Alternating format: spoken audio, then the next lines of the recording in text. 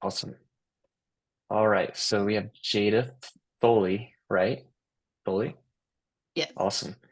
And so yeah, I just wanted to a little interview style, just understand what you do, how you got started, and maybe a couple of things that you're focused on doing, like maybe next calendar year. Um, so you're 24, right? Awesome. And then how long have you been in real estate? I've been in real estate for about 3 years now. Nice. And so what was the event or person or combination of all of that got you into it? So I feel like, well, doesn't I joined Pace Morby's Subto community. So I actually at the time I was going to school for mechanical engineering, and it was after the during and after the lockdowns, and there's just a lot going on. And I didn't feel like I was getting the education that I feel was necessary and important and wanted to further myself in that field. And so while I was going to class, I was listening to a lot of podcasts and YouTube videos about real estate and the entity structure and all of that good stuff. And Pace was on one of those podcasts. And I mean, yeah, sub two seller financing, that all sounded interesting. I did not understand whether it was legitimate or not at the time. But the thing that really made me pull the trigger and take the plunge was when he mentioned that he helps people get out of foreclosure. And so at that time, I was thinking, because I had wanted to get into real estate anyways. And so being in California, it's pretty expensive. And I was thinking, what's the cheapest way I can get a home? Maybe I can buy something at auction. And so I was thinking about that, but then I would be racked with guilt, thinking, oh my gosh, what if I'm taking a home away from a family that fell on hard times or whatever that looked like that imaginary story in my mind. So when he said that, I felt like that resonated very well with me because I felt like, okay, well, maybe I don't have to have the house, but if I can help people and be in that realm just to start off, that's good enough for me. So that's when I jumped into the sub two, and then I started with wholesaling, and it just kind of went on from there.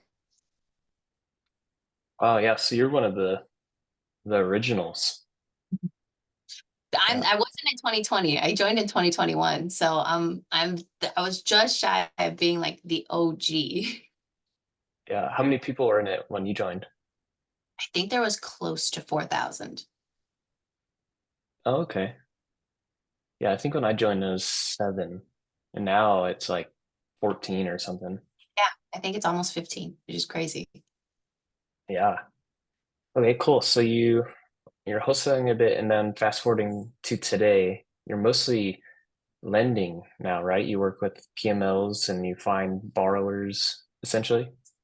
Correct. Yes. So I am raising capital on my own, and I'm uh, utilizing my own capital on my and other partners that I have to come in and lend on deals, primarily in Texas and North Carolina, but we'll help anywhere else. But yeah, we help people when it comes to especially their flips or if they're doing a burr. So if they're buying, renovating, renting, and then refinancing a property.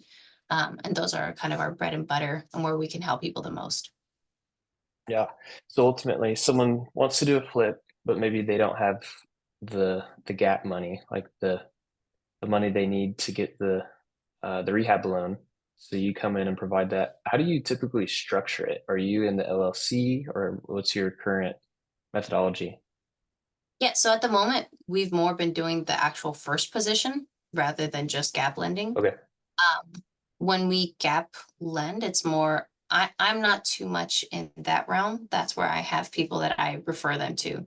And that's why I say primarily we're in Texas and North Carolina because I have trusted gap funders there.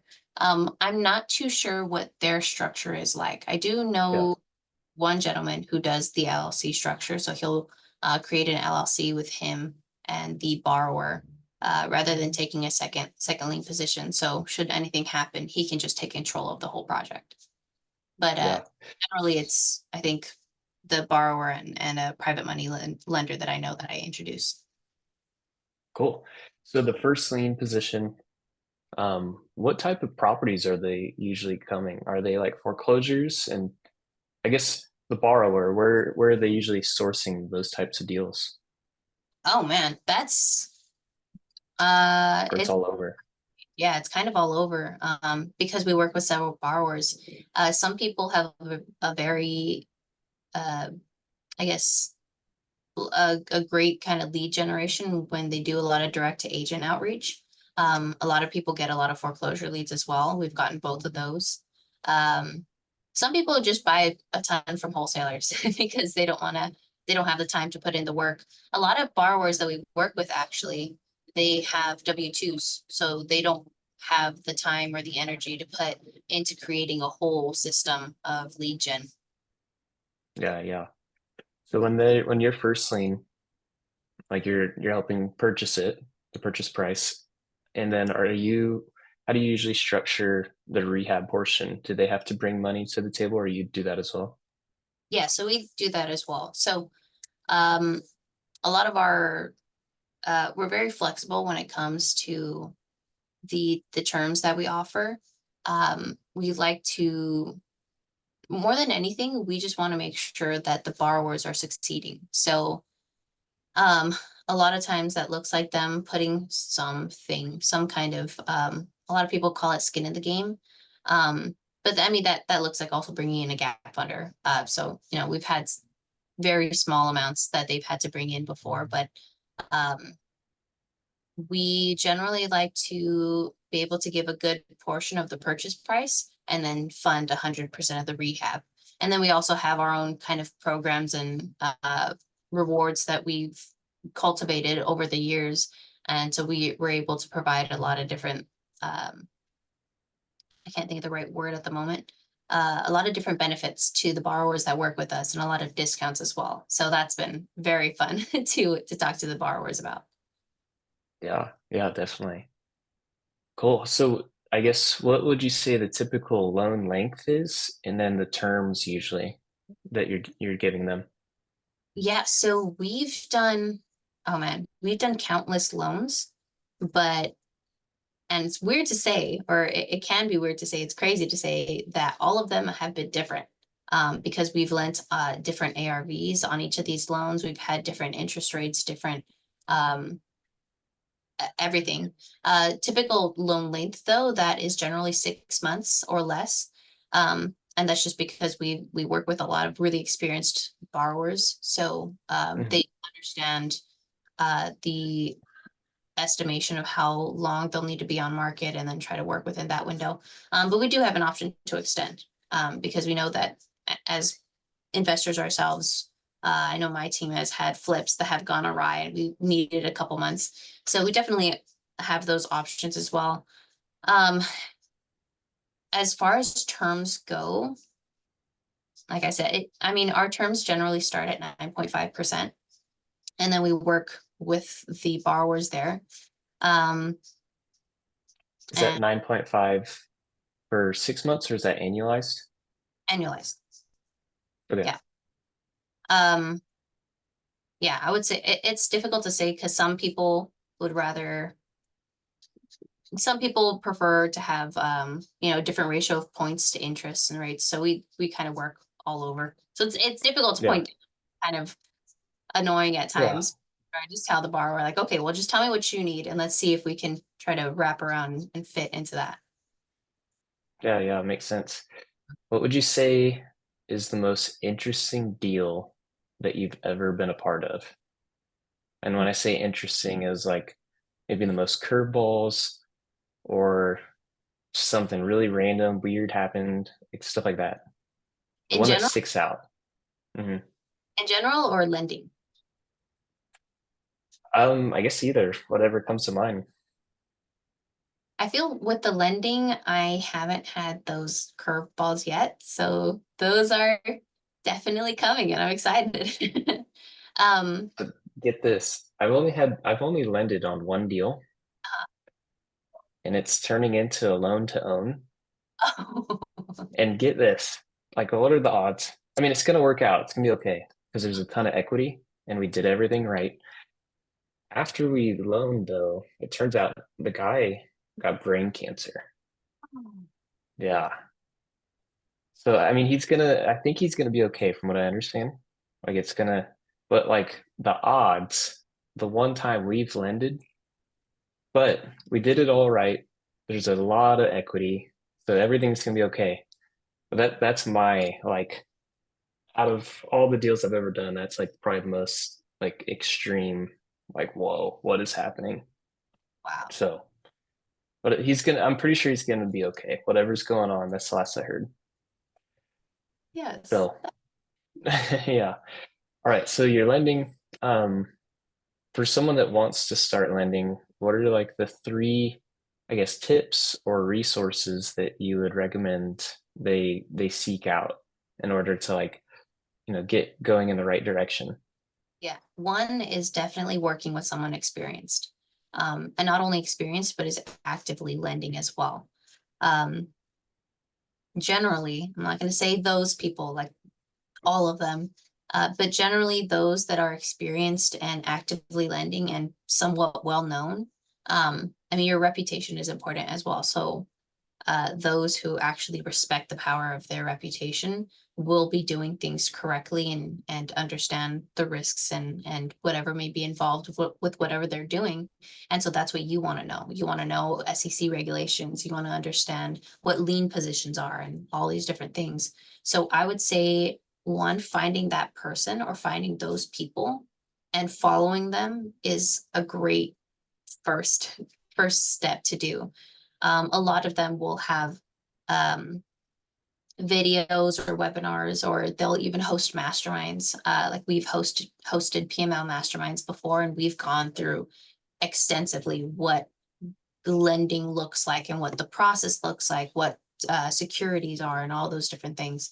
Um, Second, I would say, I mean, once you have those individuals, I feel like I'm kind of grouping that in together with also education, because I feel like you'll find them, you'll want to work with them, so you'll want to up your skills a little bit more. And then if you start working with them too, they should kind of show you the ropes, and so you'll be learning. Second thing would be to build up your lead generation. So is it what's your target audience, or who's your target demographic? Are you going to go for flippers? Are you going to go for wholesalers? Are you going to go for, whatever your investor type is, or if it's everybody? But start getting those people to come in so that you can actually lend on deals. And then lastly, I would say to post about what you're doing. So that would help not only with the outreach of your lead generation, um, but you'll start getting inbound leads as well. And I feel saying that now, that's probably in line with the second one. So let me just put that in together. So what would the third tip be? Mhm. um, so you wanna, so the first one is find people, get educated by them. Second one would be to start with your lead generation, whether that's outbound or putting a lot of what you're doing out there, so you get a lot of inbound leads. Um, and lastly, I would say to I think capital raise a little bit. I feel like that's important, because although you're working with people that are doing things, and let's say they have a debt fund or whatever it may be, you're utilizing those funds. It's always good, I think, to raise capital to try to bring it into their operations as well. I mean, a lot of people have funds, and they open funds and they're utilizing, the money that they've collected themselves as well as other people. And so if you can add to that, now you can all be a part of bigger projects together. And so I think that a lot of people forget the power of capital raising, and it's a fantastic skill to have. Yeah, yeah, definitely. Yeah, no, no, this is good. Like for example, one of my oldest friends, I've known him since I was 14. He just joined Gator a couple days ago, and so like I'm in Subto and Gator. Main reason I joined Gator was just to access more PMLs. Mhm. And he's like, "Hey man, what do you recommend I should do?" And I'm like, "I'll connect you with people like Jada, and she can better help you because I've learned a lot more so to like how to build my own business credit, and then to access a lot of more private money partners. So this would be good for, I can show them this essentially to help get the ball rolling for them. Exciting. Yeah, awesome. So I guess then lastly, what would you say for the next year, calendar year, starting in January, are some newer goals or things that you want to like, start working on that you haven't done before, if anything? Hmm. Well, one, I'm going to be raising for several hefty projects. So I haven't really done that before, and that's going to be something. It's very interesting. They're pretty big. So yeah, I would say that those are at least the starting things that I'm going to be working on in the next year. And then I think Mhm. towards the end of next year, I'll probably, because I'm already thinking about it now, but I may be looking more closely into a fund and how that may look like. Yeah. Yeah, no, that's interesting. Like a fund of funds or a fund. I was thinking I'm most likely going to be doing more of just a fund myself. I mean, not just myself, but Yeah. just a fund rather than a fund of funds. Um, I don't know, there's something about it that I appreciate a little more. And the reason why I'm already thinking about it now is because I've had several individuals in the last like 2 weeks that are just coming to me and saying, I have a couple $100,000. Where can I put it with you, Jada? And so now I'm thinking, okay, well, I know that I have these operations and some lead flow coming in, but if I already have several people coming to me in this short of a span, I think that that's going to be coming in a lot more in the next couple of months. And so I want to have something a little more structured, put together relatively soon. Yeah, yeah, that makes sense. So probably mostly be, I guess, all accredited investors with that one. Yeah, that's a difficulty of a fund, and that's where I don't know yet, because a lot of the individuals that came up to me, they're not accredited. Mhm. They do have access to a lot of retirement funds or a lot of things in CDs and such. So they're not there yet, and I like being able to work with as many people as possible. Like I think my main goal is to help everyday people succeed when they invest in real estate. So everyday people looks like people like myself or people like my family and who are I wasn't grown up in a real estate investing family, or even I didn't know what syndication was until a year ago. So yeah. Mhm. Yeah, yeah. Yeah, that makes sense. So what would you say your official Mount Everest is? Like an owners club pace calls it like your big 5, 10 year goal. Like it's you almost don't even want to say it in front of some people because it's so big that you just don't even want to hear them like scoff at it. Or do you have something like that? Oh man, I well, not being an owners club, that concept is relatively recent to me. And I'm definitely still figuring out exactly what I want, but my end goal is kind of like what I was saying, like to help a lot of people, but I don't know exactly what that number looks like. And I don't have like, I want to own this many things, because Mhm. I mean, yeah, I feel that's very important to have external goals. But I think the main thing that drives me as a person is the improvement of myself. So Mhm. I want to be in the rooms that Pace is in. I I know in he was talking to us at community camp about him being in a Tony Robbins mastermind and all these different things. And I Yeah. guess my goal is to be there. Yeah. Yeah. No, I like that. Makes sense for sure. So what's the easiest way for someone to reach out to you if they want to like start like learning PML, or maybe they have some money where like, hey, I want to go through the ropes with someone experienced. What's the easiest way to contact you? Yeah. The easiest way is going onto my Instagram and following or messaging me. And it's really nice because my Instagram is my name. So if you are watching this and you can see my name down here, at Yeah. Jada. So Awesome. if for some reason somehow somebody was listening to this rather than watching it, it's at Jada, Jada, and then my last name Thoele, Thoele. Awesome.